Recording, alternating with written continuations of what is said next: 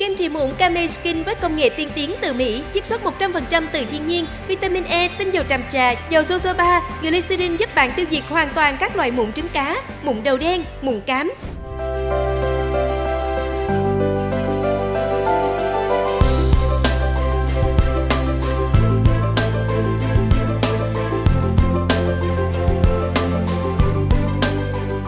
Kame Skin trị mụn nhanh chóng, trắng hồng, đẹp da.